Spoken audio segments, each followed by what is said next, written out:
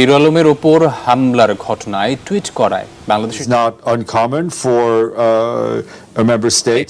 আজকে হিরো আলমকে নিয়ে জাতিসংঘেও শুরু হয়েছে তোলপাড়, পাশাপাশি আমাদের ডিএমপির যিনি কমিশনার আছেন তো ওনার বক্তব্য নিয়েও আপনার রয়েছে নানান মিশ্র প্রতিক্রিয়া।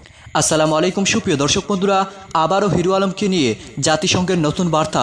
দর্শক বন্ধুরা, গত কয়েকদিন আগে ঢাকা 17 আসন সংসদ নির্বাচনে হিরো আলমের উপর হামলাকে কেন্দ্র করে জাতিসংঘের আবাসিক প্রতিনিধি টুইট করেছিলেন।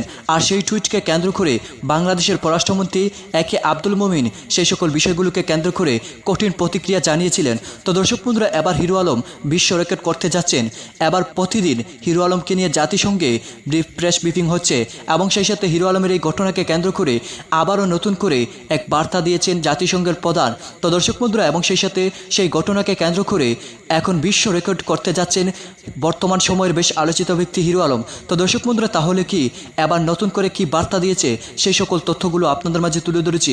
অবশ্যই ধৈর্য সহকারে পুরো ভিডিওটি দেখলে এই সকল বিষয়গুলো পরিপূর্ণ বুঝতে পারবেন। বাংলাদেশের পররাষ্ট্রমন্ত্রী একে আব্দুল মোমিনের উত্তর দিয়ে এবার জাতিসংঘের যে নতুন বার্তা দিয়েছে। তো দর্শক বন্ধুরা, চলুন আমরা সেই সকল বিষয়গুলো পরিপূর্ণ জেনে নেই। অবশ্যই পুরো ভিডিওটি দেখবেন, তাহলে এই সকল বিষয়গুলো পরিপূর্ণ বুঝতে পারবেন। জাতিসংঘের আবাসিক সমন্বয়কারীকে তলব করে বক্তব্য জানানো কোনো রাষ্ট্রের জন্যই অস্বাভাবিক নয়, এটি বরং প্রক্রিয়া। হিরো আলমের ওপর হামলার ঘটনায় টুইট করায় বাংলাদেশের জাতিসংঘের আবাসিক সমন্বয়কারীকে তলব করে ক্ষোভ জানানো প্রসঙ্গে এ মন্তব্য করেছেন সংস্থার মহাসচিবের মুখপাত্র স্টেফেন দুজারিক। নাহিদ হোসেনের রিপোর্ট। সম্প্রতি ঢাকা 17 উপনির্বাচনে স্বতন্ত্র প্রার্থী আশরাফুল আলম তথা হিরো আলমের উপর হামলা হয়। এ ঘটনার পরপরই উদ্বেগ জানিয়ে টুইট করেন জাতিসংঘের আবাসিক সমন্বয়কারী গোয়েন লুইস। এতে প্রতিক্রিয়া জানায় পররাষ্ট্র মন্ত্রণালয়। গোয়েন লুইস দেশে না থাকায় বৃহস্পতিবার তলব করা হয় ভারপ্রাপ্ত আবাসিক সমন্বয়কারী শেলডন ইয়েটকে। অসন্তোষ জানিয়ে ভবিষ্যতে বাংলাদেশের অভ্যন্তরীণ বিষয়ে প্রকাশ্য মন্তব্য থেকে বিরত থাকার প্রত্যাশা জানানো হয়। এ প্রসঙ্গে প্রশ্ন আসে জাতিসংঘের নিয়মিত সংবাদ সম্মেলনে। মহাসচিবের মুখপাত্র বলেন, সমন্বয়কারীর বলা কোনো কথার সঙ্গে সে দেশের দ্বিমত থাকলে তলব করতেই পারে। It is not uncommon for a member state to call in a resident coordinator if they have an issue with what that person has said. But we have full confidence in the work of our country team. নির্বাচনী পরিবেশ নিয়ে এক প্রশ্নের জবাবে Stephen Dujarric বলেন, আগেই কোনো বিচার বিশ্লেষণে যেতে চায় না জাতিসংঘ।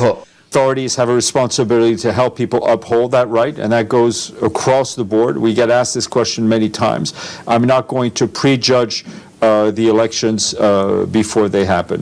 জাতিসংঘের আবাসিক সমন্বয়কারী টুইটের পরে হিরো আলমের উপর হামলার ঘটনায় নিন্দা জানিয়ে যৌথ বিবৃতি দেয় যুক্তরাষ্ট্র সহ 12 দেশ ও ইউরোপীয় ইউনিয়ন দূতাবাস। নাহিদ হোসেন। গাইডলাইনে এমন কিছু আছে যে ধরেন মানে কোন কাজটা করতে পারবে কোন কাজটা করতে পারবে না, আই মিন যখন বিষয়টা সিকিউরিটির হয়ে যায়, যে একজন পুলিশ সদস্যের সামনে কোনো একজন মানুষ নিগৃহীত হচ্ছেন অথবা তিনি বিপদে আছেন, তো সেই ক্ষেত্রে কি যে না আমার দাগ এইটা বা আমি এই দাগের বাইরে যেতে পারবো না বা আমার এই ক্রাইটেরিয়া আছে এটার বাইরে কিছু করতে পারবো না, আই ডোন্ট নো, যদি এরকম থাকে তাহলে একটু জানাবেন, তাহলে এই জায়গাটাতে সংশোধনী আনা প্রয়োজন। দেখেন হিরো আলমের সাথে যা ঘটেছে সেখানে এই ঘটনার দিন আমাদের একজন পুলিশ অফিসার তিনি যে ভূমিকা পালন করেছেন সেটাকে কোনোভাবেই আসলে মেনে নেওয়ার সুযোগ নেই, তিনি যত কিছুই বলেন। তো কারণ এই একই জিনিস কালকে আমার সাথেও ঘটতে পারে, আপনার সাথেও ঘটতে পারে। সো এই ক্ষেত্রে হিরো আলমের নিরাপত্তা দেওয়ার ওই দিনের দায়িত্বটাতে ওই পুলিশ অফিসারের কিছুটা তো দায়বোধ আছেই।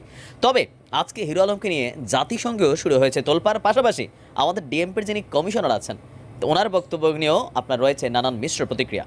দর্শক, হিরো আলমের উপর হামলার ঘটনাকে মানে কেন এটা হলো, পুলিশ ইনভেস্টিগেশন শেষে আমাদের ডিএমপি কমিশনার তিনি আজকে বলছেন যে একই কেন্দ্রে দ্বিতীয়বার যাওয়ায় হিরো আলমকে নিরাপত্তা দিতে পারেনি পুলিশ। মানে হিরো আলম যখন দ্বিতীয়বার গেছেন তো সেখানে পুলিশের কাছে ইনফরমেশন ছাড়াই তিনি সেইখানে গেছেন, আর যার কারণে তাকে নিরাপত্তা দিতে পারেনি। তিনি বলছেন যে কেন্দ্রে সমস্যা হওয়ার কারণে তার কর্মীদের বের করে দেওয়া হয়েছিল, আর যারা আপনার কি বলে যে বাহিরের দুষ্কৃতিকারী আছে তাদেরকে ফুটেজ দেখে আপনার ধরা হবে। এমনকি আপনার আমাদের তিনি বলছেন যে পুলিশ নিরাপত্তা দিতে সর্বদা তৎপর, তারপরে বিভিন্ন ধরনের ঘটনা ঘটে যায় সেই ক্ষেত্রে পুলিশ কার্যকরী ব্যবস্থা নেবে।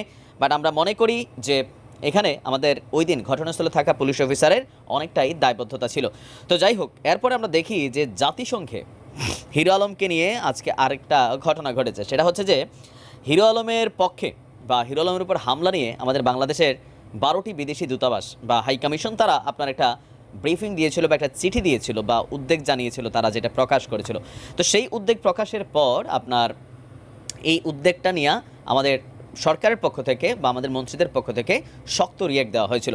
এই রিয়েক্ট নিয়ে আবার জাতিসংঘের ব্রিফিংয়ে সেইখানে আবার এই বিষয়টা উত্থাপন করা হয়েছে। হিরো আলম এখন দেশ বিদেশে তোলপাড় অবস্থায় আছে যে আলমের উপর হামলার ঘটনা নিয়ে যে টুইট করেছিলেন জাতিসংঘের আবাসিক সমন্বয়কারী গোয়েন লুইস, সেই ঘটনার পর জাতিসংঘের আবাসিক সমন্বয়কারীকে ডেকে পররাষ্ট্র মন্ত্রণালয় যে ক্ষোভ জানিয়েছে বা অসন্তোষ প্রকাশ করেছে, সেইটা করার মতন অধিকার বাংলাদেশের সরকারের আছে কিনা। সাংবাদিক জানতে চান যে কোনো ইস্যুতে উদ্বেগ জানিয়ে টুইট করার প্রতিক্রিয়ায় এই যে আপনার কি বলা হয় যে ঘটনা ঘটেছে, এই বিষয়ে জাতিসংঘের মহাসচিব অবগত কিনা। তো জবাবে আপনার সেখানে যিনি মুখপাত্র আছেন স্টিফেন দুজারিক, তিনি বলছেন বাংলাদেশের জাতিসংঘের যে দলটি কর্মরত রয়েছে তাদের উপর মহাসচিবের পূর্ণ আস্থা রয়েছে। এছাড়া সদস্য দেশের সরকারের পক্ষ থেকে জাতিসংঘের আবাসিক সমন্বয়কারীকে তলব করাটাও অস্বাভাবিক কোনো বিষয় না। সমন্বয়কারীর বলা কোনো বক্তব্যের সঙ্গে বা কথার সঙ্গে সেই দেশের দ্বিমত থাকলে তাকে তলব করতেই পারে, এমনকি এটাই একটা যথাযথ প্রক্রিয়া। যখন কোনো বিষয় নিয়ে অসন্তোষ থাকে তখন সদস্য দেশগুলো এই প্রক্রিয়া মেনে চলে। তবে বাংলাদেশে কর্মরত জাতিসংঘের দলের প্রতি আমাদের পূর্ণ আস্থা রয়েছে। এছাড়া আপনার বিভিন্ন অ্যাক্টিভিটিস সম্পর্কে জানতে প্রশ্ন করা হয়েছে যে ঢাকা সহ বিভিন্ন শহরে সরকার বিরোধী হাজার হাজার মানুষ বিক্ষোভ করছে, 2 জনের প্রাণ গেছে, আহত হয়েছে। জাতিসংঘের পক্ষ থেকে বলা হয়েছে যে মানুষের কথা বলার, শান্তিপূর্ণ প্রতিবাদ করার অধিকার রয়েছে, আর এসব অধিকার রক্ষায় সহায়তা করা সরকারের দায়িত্ব। সবখানে এমনটা চলে। আমাদের এই প্রশ্ন বহুবার করেছে, তাই নির্বাচনের আগে আমরা অন্য কোনো আর পূর্বাভাস দিতে চাচ্ছি না। মানে বিষয়টা হচ্ছে কি যে আলমের ইস্যুটা এখন এমন একটা লেভেলে চলে গেছে, বা ধরেন ডিএমপি কমিশনার থেকে সংসদ থেকে শুরু করে প্রধানমন্ত্রীর মিটিং থেকে শুরু করে একদম জাতিসংঘ পর্যন্ত একের পর এক ছাকানাকা অবস্থায় আছে। তো যাই হোক, দিন শেষে আলমরে আমরা কেউ পছন্দ করি কেউ করি না, ডাজন্ট ফ্যাক্ট হচ্ছে নিরাপত্তাগত বিষয়টা। আমরা মনে করি যে একজন পুলিশ ভাই আমাদের চোখের সামনে থাকবে, আমরা কোনো একটা বিপদে পড়লে আমরা ওনারা ডাক দেবে। এখন কোনো হাইওয়ে পুলিশ না নর্মাল পুলিশ, এগুলো আসে আমজনতা এতটা বুঝতেছে না যে এটা কি মানে ভেতরের বিষয় বাহিরের বিষয় কেন্দ্রের, এগুলো কিন্তু মানুষ বুঝতে চায় না। মানুষের কাছে দৃষ্টিকটু মনে হয়েছে যে একজন পুলিশ কর্মকর্তাকে ডাকে বলা হলো, তিনি বললেন যে এটা আমার বিষয় না বা এটা আমার এখতিয়ারের মধ্যে পড়ে না। নিশ্চয়ই এগুলা যদি এরকম থাকে কোনো আইন টাইন, এগুলোকে পরিবর্তন করা উচিত। কারণ পুলিশ জনগণের বন্ধু, বিপদের সময় পুলিশের কাছে মানুষ দ্বারস্থ হওয়ার, সেই ক্ষেত্রে নিরাপত্তা পাওয়াটা এটা রাষ্ট্রীয় অধিকার, এটা মানবাধিকার। ভালো থাকুন, আসসালামু আলাইকুম।